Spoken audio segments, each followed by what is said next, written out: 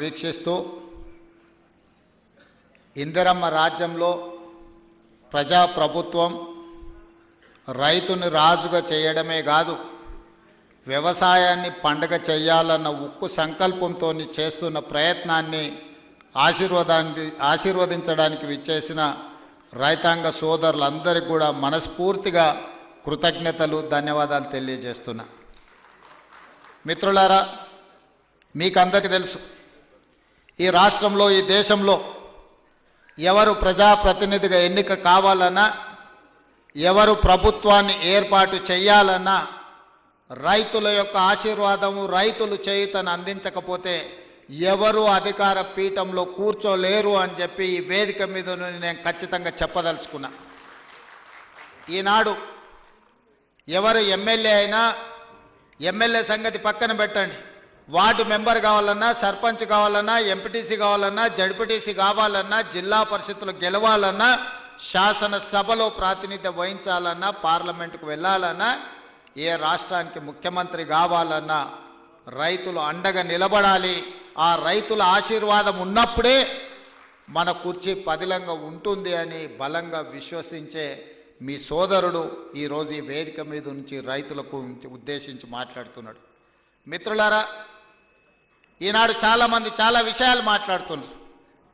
చాలా విషయాలు మాట్లాడే వాళ్లకు అవకాశాలు రాని వాళ్ళు కాదు. ఆనాడు ఉమ్మడి రాష్ట్రంలో డాక్టర్ వైఎస్ రాజశేఖర రెడ్డి గారి మంత్రివర్గంలో మంత్రులుగా పనిచేసిండ్రు. ఆ తర్వాత తెలంగాణ రాష్ట్రంలో 10 సంవత్సరాలు ప్రభుత్వాన్ని నడిపిన వాళ్ళే ఇవాళ 18 నెలలు తిరగక ముందే ఈ ప్రభుత్వాన్ని నిందిస్తూ, దూషిస్తూ వీధి నాటకాలతోని బయలుదేరారు. ఇవాళ తెలంగాణ రాష్ట్ర రైతాంగాన్ని నేను ఈ వేదిక మీద నుంచి విజ్ఞప్తి చేస్తున్నా. తెలంగాణలో ప్రజాప్రభుత్వం, ఇందిరమ్మ రాజ్యం ఏర్పడ్డ తర్వాత గతంలో రైతు రుణమాఫీ గురించి మీకు తెలుసు. 2014లో ₹1,00,000 రైతు రుణమాఫీ చేస్తా అని మాట ఇచ్చి అధికారంలోకి వచ్చిన తర్వాత 4 విడతలుగా నేను ఇస్తాను, ఇప్పుడు నా దగ్గర నిధులు లేవని ఆనాడు మాట్లాడేది.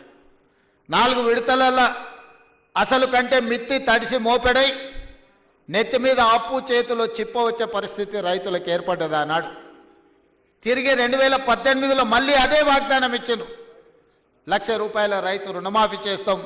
మొదటిసారి తప్పు జరిగింది, రెండవసారి తప్పు జరగకుండా మేము చూసుకుంటాం, ₹1,00,000 రైతు రుణమాఫీ చేస్తామని.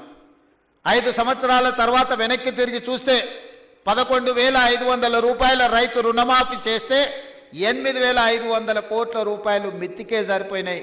3,000 చిల్లర మాత్రమే ఆనాడు రైతులకు రుణమాఫీ చేసింది. 2 విడతలుగా మొత్తం లెక్క కడితే 10 సంవత్సరాలు 2 విడతలు ఆనాటి ప్రభుత్వం రైతులకు సరాసరిగా అందించింది 16-17 వేల కోట్ల రూపాయలకు ఎక్కువ ఇవ్వలేదు.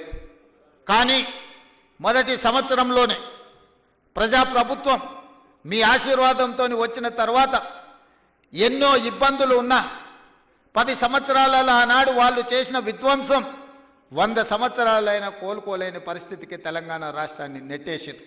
ఆనాడు ఫీజు రియంబర్స్మెంట్ కావచ్చు, రైతు రుణమాఫీ కావచ్చు, రైతుల గిట్టుబాటు ధర కావచ్చు, ఏ విషయంలో అయినా ఆనాడు తెలంగాణ రాష్ట్రంలో ఆర్థిక విధ్వంసానికి పాల్పడి తెలంగాణ రాష్ట్రాన్ని దిగజారిన ఆర్థిక వ్యవస్థను ఆనాడు మాకు అందించిండ్రు.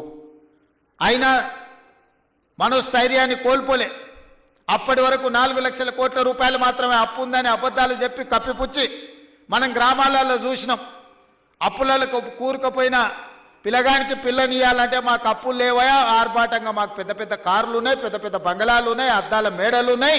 ఈ అద్దాల మేడలు చూసి, మా పెద్ద కార్లను చూసి మాకు పిల్లని ఇవ్వండి అని చెప్పి ఊరి మీద కట్నాన్ని ఎక్కువ తెచ్చుకునేటోళ్ళ మనం గ్రామాలలో చూసినాం. అదే విధానాన్ని ఆనాటి ప్రభుత్వంలో పెద్దలు పెద్ద పెద్ద